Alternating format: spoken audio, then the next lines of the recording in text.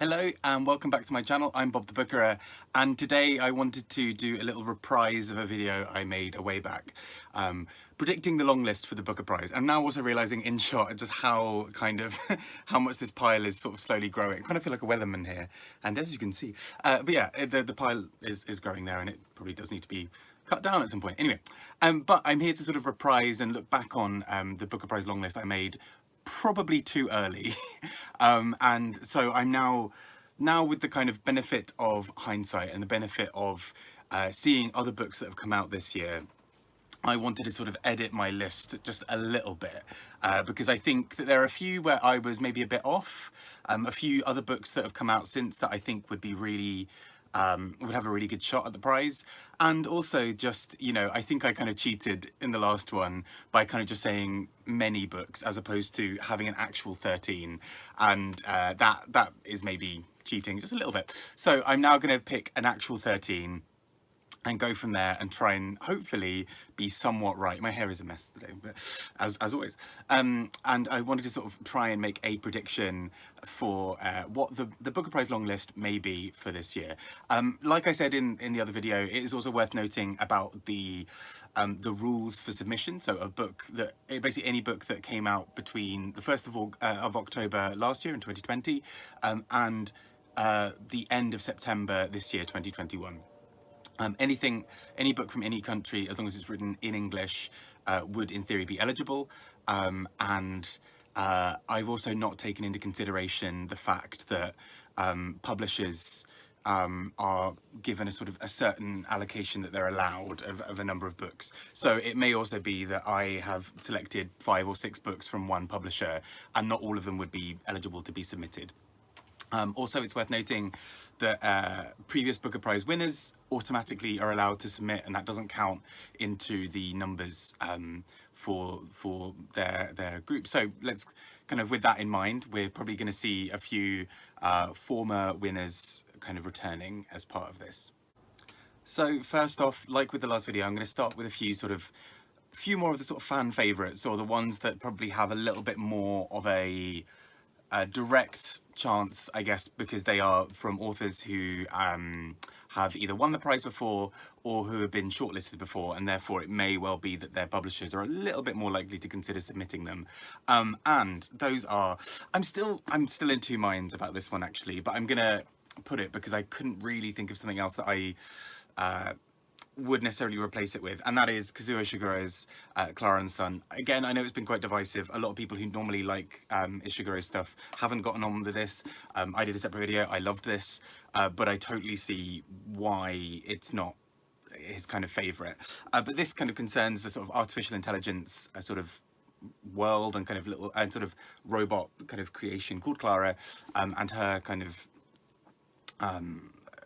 of following the sun and sort of worshipping the sun, and in the meantime trying to save the life of someone she's sort of responsible for looking after. And I think it's a really beautiful and stunning book. I think it's so well done. I think it's really clever. I think it's really tender in so many moments.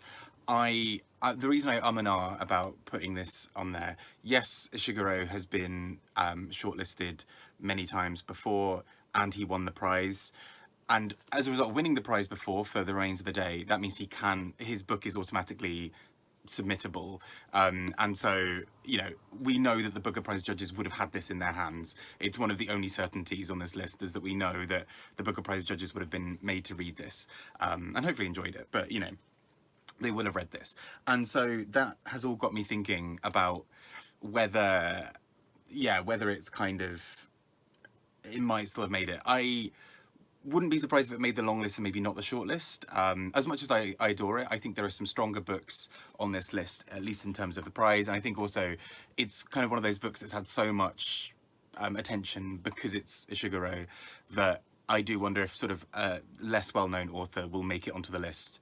You know, if it was sort of down to the wire, because it's sort of almost better to promote, you know, an author who's sort of less well-known in the mix. Next up, a couple of other books that are by authors who have been shortlisted in the past. So firstly, The Promise by Damon Galgut.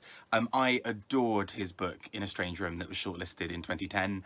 absolutely adored it. I just think it's a beautiful, beautiful book. And this, I didn't realize was coming out when I made my first prediction. So I think this is has a good shot, not only because Galgut has a good track record of being shortlisted before with two shortlists in the past, but also this sort of seems like the kind of, not to say polemic, but kind of issues-based book that I think will get the judges really engaged in having discussions around these sorts of things. So it's all about, the book itself describes it as, it charts the crash and burn of a white South African family living on a farm outside Pretoria.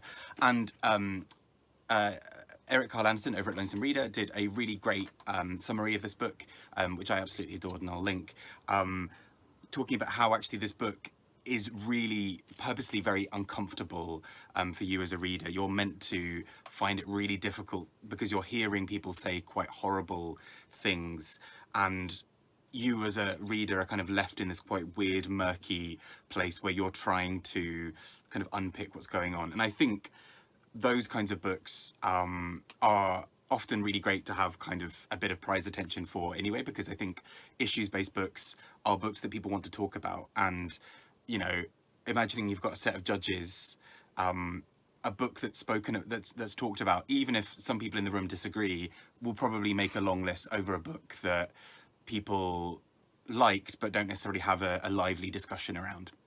And part of the reason I also say that is we often see with prizes, particularly when it's the sort of earlier stages of something like the long list as opposed to the short list, all it really takes is one or maybe two judges championing it for it to make it in. And so actually, sort of rethinking the list that I made before, part of me is actually thinking there may be a few more books on the list that are a bit more contentious in some ways, because those are the books that it's way more likely that one person will root for and be behind, whereas, you know, being everyone's third choice of a decent, good novel might not necessarily be enough to make it over the finishing line, if that makes sense. Whereas ideally, kind of like Eurovision, you want to be somebody's top one or two choices, and I think something like The Promise may well do that, because it's so, from what I understand, I've not read it yet, it's so contentious, it's so full of kind of sort of live wire discussions, and so yeah, I think for that reason it stands a really decent chance.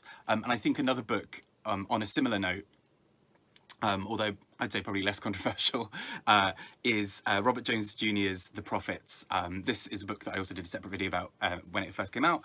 I adored this book, looking at enslaved men in the US sort of during the sort of time of the Civil War, and the sort of love story between these two enslaved men, and it's just gorgeous. It weaves in a kind of sense of sort of myth that kind of almost feels like it's sort of connected to sort of ancestry and, you know, sort of legends. It deals with issues in a really interesting way. There's this really fascinating discussion of kind of watching almost marginalized groups against each other, and kind of a bit of a sort of white savior complex coming in with I don't want to spoil this, but with a white man who thinks he's doing the best thing, or in his own sort of warped logic thinks that he's doing a good thing for these two men who are in love, but ultimately makes it worse for them. And so I think, yeah, this book is really gorgeous. I loved it when I read it. I've still been thinking about it since, and I just hope it's one of those books that sort of stayed in enough people's minds to really make it into the long list. I would be quite surprised personally if this one doesn't make the long list. I feel like it's got a really good shout, and it's the kind of book that I think deserves that sort of second wave of love, you know, after kind of sort of probably about 6 months or so since it was published initially. So fingers crossed for The Prophets. I think it hopefully has a good shot of being in there. A few others I think have a decent shot are Transcendent Kingdom, which I accidentally left out of the last video I made on this. I had written it down and everything, and it was weird. I don't know what it was about Transcendent Kingdom. I forgot to mention it in that Booker roundup, you know, the Booker prediction. I made the video that I did, the wrap up of that month, I literally somehow skipped Transcendent Kingdom. So I feel like I've not spoken about how much I adore this book. But Transcendent Kingdom really kind of looks at the idea of almost of sort of religion versus science, and how that interacts with, for example, a woman who's trying to research into addiction after the death of her brother, sort of linked to addiction. And it's sort of connected with that, lots of sort of stories around faith and the idea of how do you hold out faith in the most sort of difficult circumstances. We've also, as part of that, got a really interesting story of a kind of the immigrant story of this young woman, Gifty, and her mum in the US. And the mother is kind of caught between wanting to sort of become a US citizen or kind of engage with the US in some form, and also really is sort of trying to hold on to anything she can from I believe Ghana. And it's so interesting to see those sorts of discussions.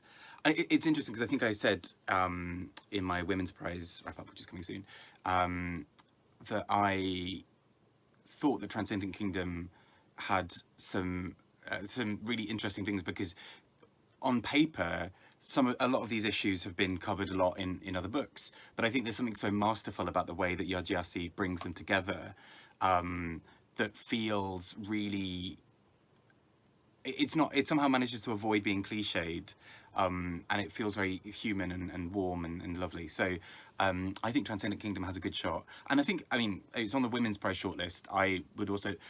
In some ways, I think we've never had a book win both the Women's and the Booker Prize yet. And not even, I don't think an author, I don't think any author has won both, even for different books. I may be wrong there, but I don't think that's happened yet. And so I feel like if anyone's going to do it in the next few years, it might well be Gyasi. So I wouldn't be surprised if this wins either the Women's or the Booker, or potentially both. Although I'm not sure when we'll ever see that really happening. But yeah, I think Transcendent Kingdom is one that has a really decent shout, as does another book that was on the Women's Prize long list, which is Torrey Peters with Detransition Baby. Now, it's, for anyone who's seen sort of recent videos of mine, it may not be any surprise that I adored this book. I think Detransition Baby, in its way that it details the sort of inner lives of these trans characters, really does something very special. There's a gorgeous scene of this very dark humor kind of moment in at a funeral, and it was so convincingly written and so powerfully done that I was just sort of gobsmacked by how Torrey Peters had managed to pull it off. I don't know how she does it. It's incredible, because it really weaves together this kind of dark humor that comes from kind of, like gutter galleys humor of, the worst things have happened to you, and so actually what else is there to do but laugh at it. But it also then weaves that together with a really funny story that feels very much like a sort of trans Sex and the City. In some ways, it's very kind of salacious and silly and fun and absurd. But then there's this very serious story at the heart of it of trans identity and what it means to, for example, to be a mother, or what it means to be a parent, or how our identities can flux and change, or how maybe there are elements that don't. And I just think it's such a beautifully done book, and I think especially because it didn't make the Women's Prize shortlist, I'd love to see this make the Booker long list at least. I'd really love to see it win. But I hope it at least makes the Women's at least makes the Booker Prize long list, and hopefully the shortlist as well. But yeah. And then two others which I think are kind of in that zone of they've had a bit of love and a bit of praise already this year, and I think could have a decent shot. So the first of these is Bewilderment by Richard Powers. Richard Powers was shortlisted for Overstory, which also won the Pulitzer in 2018, or at least it was Booker Prize shortlisted in 2018. I'm not sure when it won the Pulitzer, but and I think that was a really interesting book, from what I heard. I've not read it yet, but it seems like from the buzz around Bewilderment by Richard Powers seems to be quite strong. It seems that people who have read it have absolutely adored it. And it seems like kind of it maybe will hit the right nerve to maybe make it in there. I also think it's probably a safe bet from his publishers to submit a book like that it's probably got a decent shot of making the long list. And yeah, so I'd be really intrigued to see that there alongside another previous shortlistee, if that's a word. I'm making it a word now, if not. Sunjeev Sahota's China Room.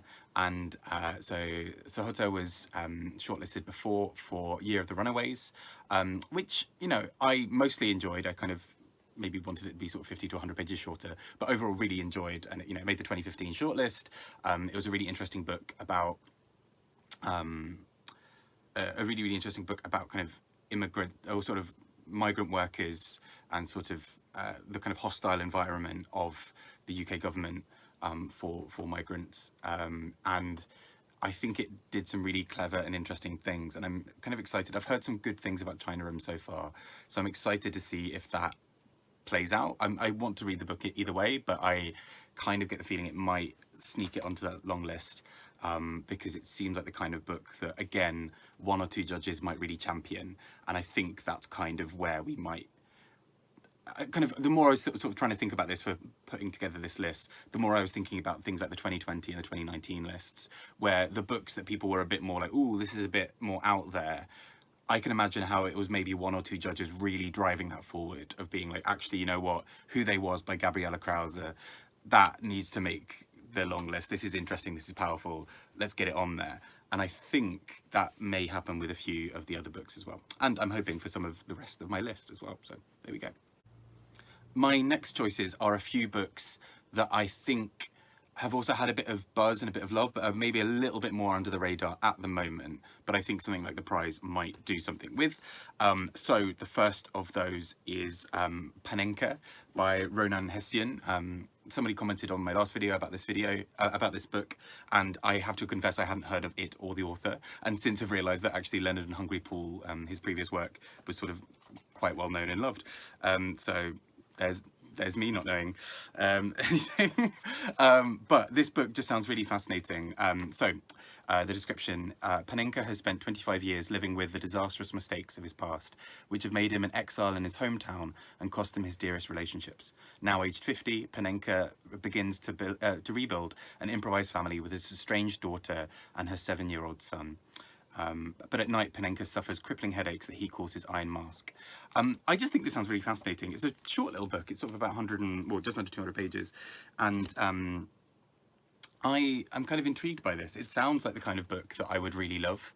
I like that it has kind of got this, not necessarily underdog feel, but there's a kind of, you know, it's a book that has been, you know, appreciated and loved, but isn't kind of big out there in quite the same way, or at least that I know of.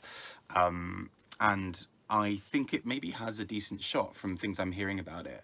I also just think it'd be really interesting. I think in composing this list, I've tried to sort of think of a list that I think would also be an interesting one. And I guess, again, this is the difficulty, right? In theory, there could be loads of really great books released in 1 year, but if 3 or 4 of them cover quite similar themes and kind of similar subject matter, it may be that in the decision-making process, only 1 or 2 get through. Kieran, KE Books, did a really great prediction video earlier as well, which I really urge you to check out. I think I wouldn't be surprised if he's mostly right. And one of the ones and he's sort of mentioning some of the books he mentioned about, yeah, for example, Luster and Assembly, which I'm going to talk about next, by Natasha Brown, that actually maybe you would only see one of those 2 books. I mean, they are very different in many ways, but that it may well be that if it came down to the wire, someone might kind of think, well, actually, you know, I'm sort of putting my bets on this one, as opposed to I'm going to promote both of these and maybe ignore another book over here. So you never know. And on that note, Natasha Brown's Assembly. So this is about 100 pages long. I think it's exactly 100 pages long, actually, and is a book all about a woman sort of talking about kind of modern workday life and kind of this sort of experience of being a black woman, and how kind of things are sort of stacked against her. And I actually had a similar thing here of, I've not read it yet, but I was kind of wondering, because I had Luster in my original list, and it's interesting. I don't get me wrong, I loved Luster. I think it's brilliant. I would be very happy to see it on the Book Along list. It just feels sort of like that the the sort of love behind it has sort of, the hype around it has sort of very quickly fizzled. And I don't know if that's just because everyone read it at that time and then is sort of, as a result, is now on to talking about different books.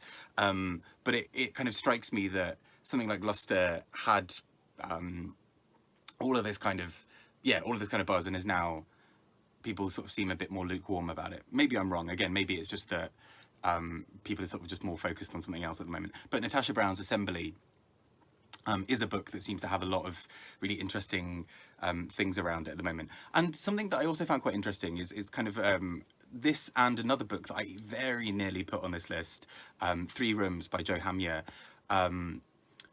It seems to be this really interesting thing of sort of Virginia Woolf quotes, kind of, I mean, it's only 2 books, so you can't really call it a pattern, but sort of Virginia Woolf themed or inspired books kind of coming out. So Natasha Brown's Assembly references Virginia Woolf, as does 3 Rooms by Joe Hamya, which is a sort of a variation in some ways of A Room of One's Own, and Virginia Woolf's essay of that name is sort of quoted, I think, at the beginning. The reason I chose Assembly over maybe 3 Rooms, I think 3 Rooms is really interesting and it's worth checking out. For me, 3 Rooms kind of, I feel like it did what it did. I enjoyed it, but then didn't necessarily think about it too much afterwards. Whereas the sort of feeling I'm getting from a book like Assembly, of really looking at sort of the modern world and a kind of critique of it, seems a little bit more alive and seems a little bit more that people are having that conversation over the book. Maybe I'm being harsh because I think 3 Rooms has only just come out, so I may be jumping the gun here, but yeah, I'd be intrigued to see what happens. Ideally, it'd be great to have that and Luster and 3 Rooms all on the list, because I think they're all really interesting books in their own right. And I think, you know, it's not to kind of say we can only have one book by a black woman talking about the modern world. You know, like, obviously we can have many of those. It's great if we do.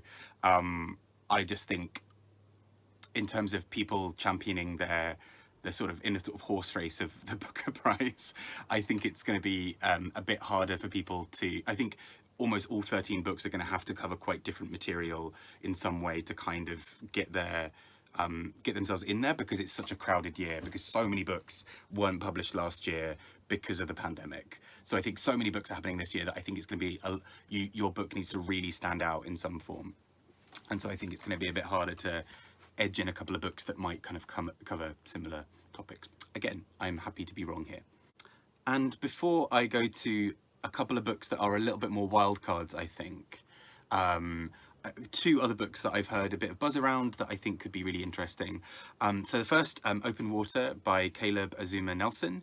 I did a buddy read this with Simon Savage at Savage Reads, what feels like an eternity ago now. I really enjoyed the book. It's all written in the second person, so all addressed to you, although the you is kind of the author, it's kind of the author just addressing themselves in some ways, but there's something quite startling about that. And I think what's really interesting about this book is it's so sort of poetic and sort of it kind of almost washes over you as a book, as this man details a relationship he had with a woman, or sort of had with this woman, and his sort of feelings, and it's sort of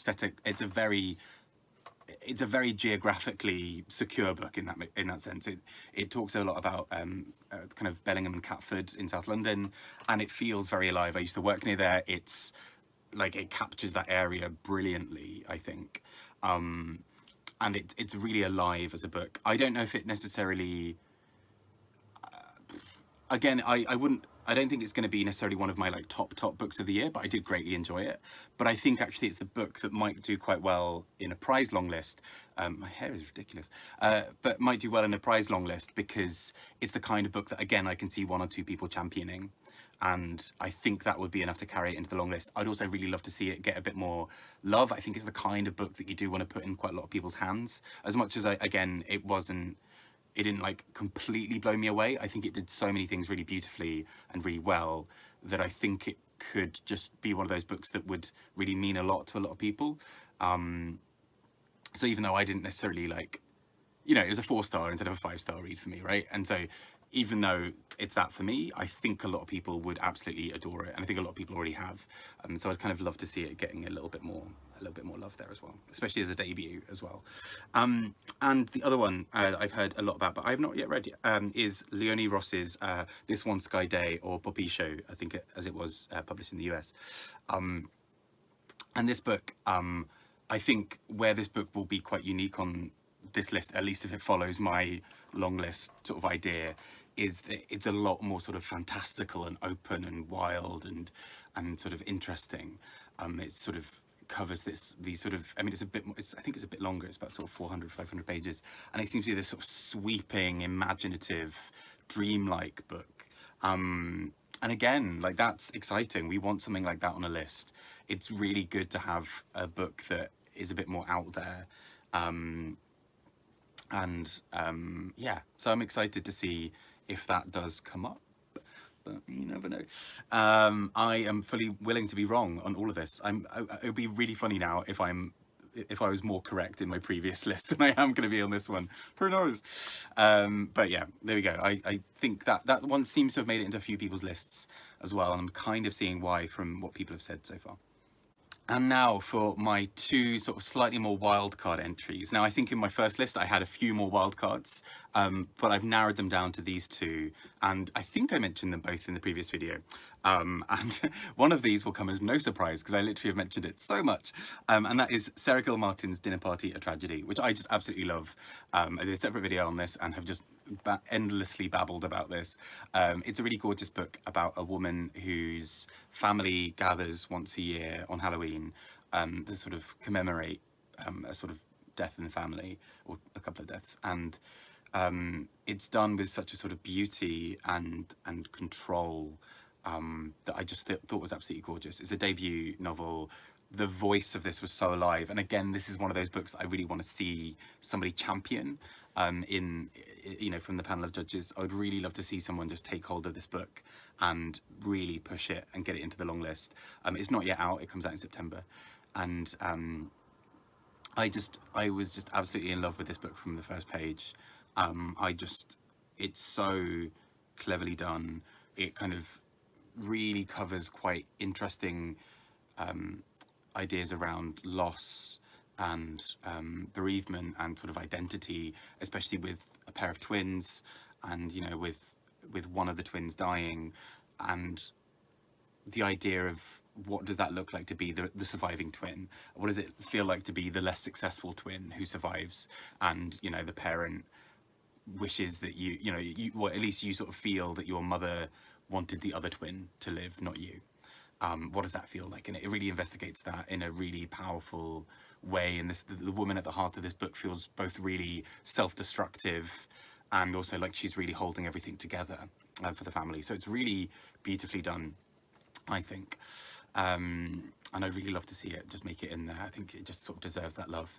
And I think my final choice for the long list is a book that I thoroughly enjoyed that I think has just come out now, by Jordan Tannahill, called The Listeners. And again, I think I mentioned this in my previous predictions video, but I think it's held on for me as one that I think could make it, just because I think it's so inventive, and it's doing something that I don't think many other books on this list, at least on my predicted list, or many books that have come out recently are doing, which is really engaging with this idea of sort of, I guess fake news is a term that I hate saying because of the person it's associated with, but that kind of idea of misinformation and how that's sort of spread. And what The Listeners does really cleverly, I think, is put you inside the mind of someone who basically starts believing conspiracy theories, but in a way that actually makes it quite alienating for you as an author, as a reader, because you at times are meant to completely distrust the main character, but then at other times you start thinking, am I the wrong one? Are they right? And I'm just sort of being incredibly judgmental.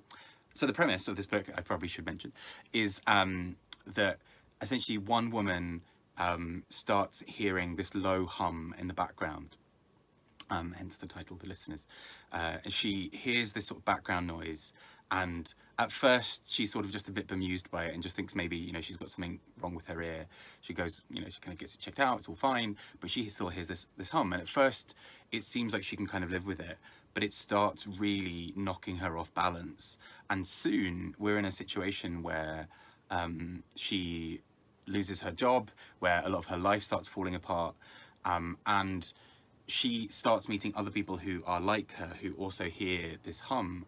And what's really clever, I think, is that you get really drawn into that world, and you can't help, at least I couldn't, from sort of feeling a bit judgmental as you go, because you're sort of thinking, well, you know, they're obviously just under the illusion that they can hear this. But then you realize that they are very convinced of this fact, and you think, well, maybe is there some kind of conceit here where actually they can hear it, it's a legitimate thing, and there is a reason why they can hear it and not others.